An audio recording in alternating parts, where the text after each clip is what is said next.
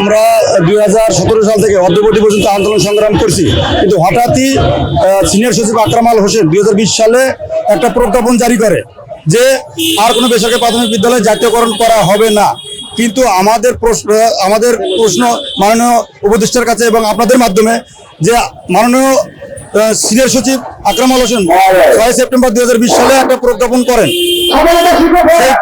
উপদেষ্টা বরাবর আমরা স্মারকলিপি পেশ করেছি, সেখানে বলছে যে জাতীয়করণ তো সুযোগ নেই, একটা প্রজ্ঞাপন ছিল। আমি বললাম যে প্রজ্ঞাপনটা হয়েছে 6 সেপ্টেম্বর 2020 সালে।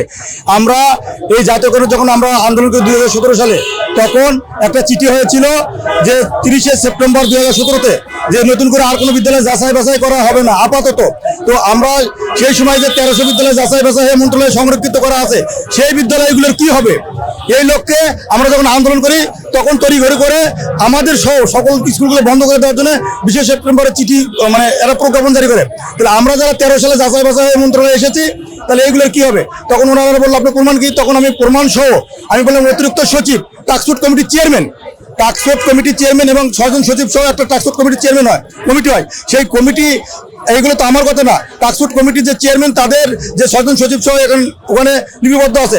আপনারা লিখছেন যে 26,193 যে এগুলো বিদ্যালয় জাতীয়করণ হয়েছে সমপর্যায়ে এবং সমযোগ্য জাতীয়করণযোগ্য এই বিদ্যালয়গুলো। তাহলে আপনারা কিভাবে একটা প্রজ্ঞাপন জারি করেন? এই প্রজ্ঞাপন বাতিল সহ দ্রুত বিদ্যালয়গুলো জাতীয়করণের ব্যবস্থা করার জন্য আমরা আন্দোলন সংগ্রাম করছি।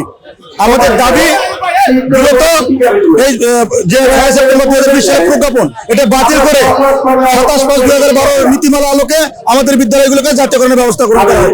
আমাদের বিদ্যালয়গুলো, আমাদের যে ম্যানেজিং কমিটি আছে তাদের আমাদের বিদ্যালয়গুলো পরিচালিত হয়।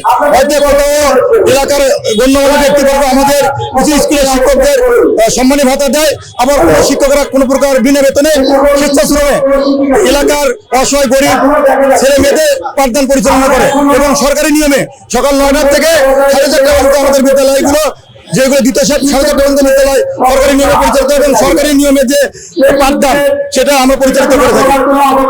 সরকার থেকে আপনারা কোনো সুযোগ সুবিধা পাচ্ছেন? সরকারি সুযোগ সুবিধা বলতে শুধুমাত্র আমি বেতন ভাতা ছাড়া সকল সুযোগ সুবিধা সরকারে ভোগ করি। সাব ক্লাস্টার, মাসিক সমন্বয় মিটিং, বই তোলা, ভোটের ট্রেনিং এবং ভোটার তালিকা হাল লাগা, আমাদের শিক্ষকদের ট্রেনিং সবগুলো আমি করি, শুধুমাত্র আমি বেতন ভাতা পাই না। এখন আপনারা আসলে কতটুকু আশাবাদী যে আপনাদের দাবিটা মেনে নেবে? আমরা 100% আশাবাদী যে আমাদের যে যৌক্তিক দাবি, আমরা দীর্ঘদিন ধরে এই রাজপথে আন্দোলন সংগ্রাম করছি।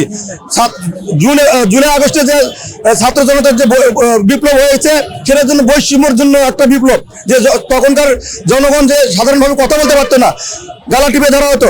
এই কারণে আপামর জনতা কিন্তু আজকে এই বিপ্লবের মাধ্যমে ব্রিটিশ সরকারকে পরিবর্তন করছে।